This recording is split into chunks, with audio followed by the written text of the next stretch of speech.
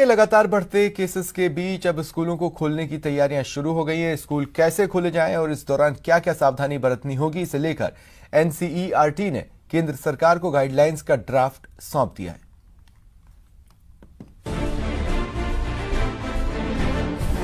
Corona के case बढ़ रहे लगातार, स्कूल खोलने पर भी हो रहा विचार। एनसीईआरटी ने किया 6 फेज का प्लान तैयार।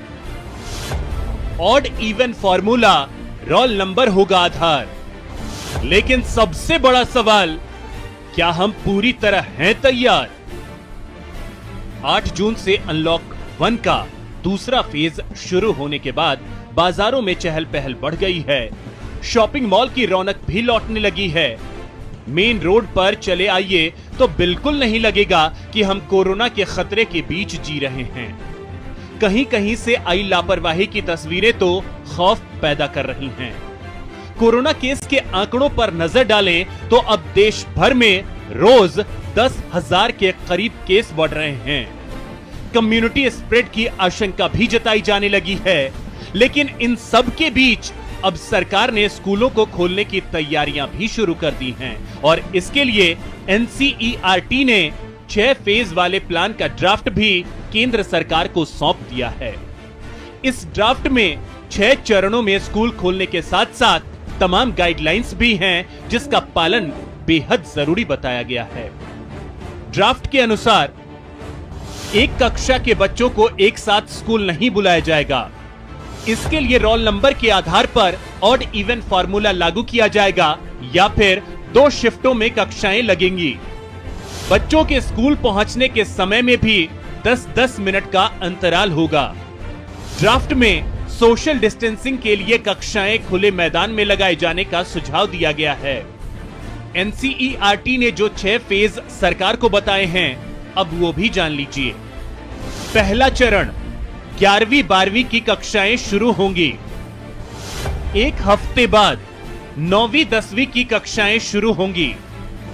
2 हफ्ते बाद 6ठी से 8वीं तक की कक्षाएं शुरू होंगी। 3 हफ्ते बाद 3री से 5वीं तक की कक्षाएं शुरू होंगी। 4 हफ्ते बाद 1ली 2री की कक्षाएं शुरू होंगी।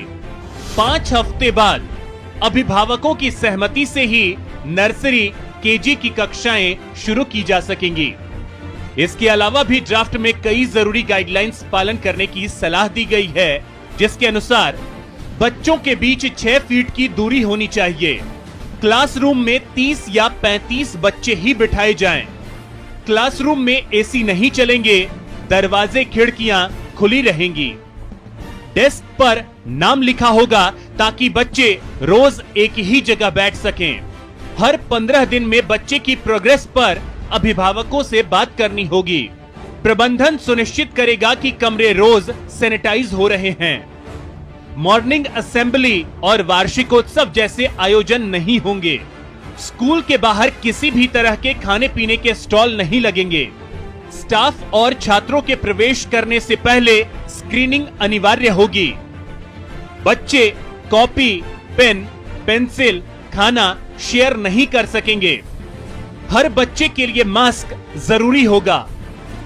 कहने सुनने में तो एनसीईआरटी का ये गाइडलाइंस ड्राफ्ट बेहतरीन लग रहा है, लेकिन तब बड़ा सवाल यह है कि जहां बड़े और समझदार लोग सोशल डिस्टेंसिंग के गाइडलाइंस की अनदेखी कर रहे हैं, वहां छात्र इन गाइडलाइंस को कितना समझ पाएंगे?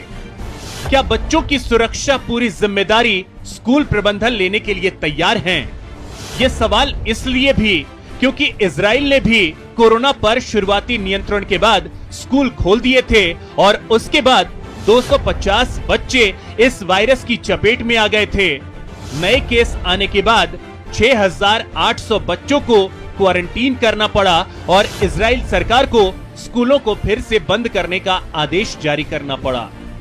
इसमें कोई शक नहीं कि कई महीनों से स्कूल बंद होने के कारण बच्चों की शिक्षा पर असर पड़ रहा है। शिक्षा बेहद जरूरी है, इसमें कोई शक नहीं, लेकिन सबसे जरूरी है नौनिहालों की जान। इसलिए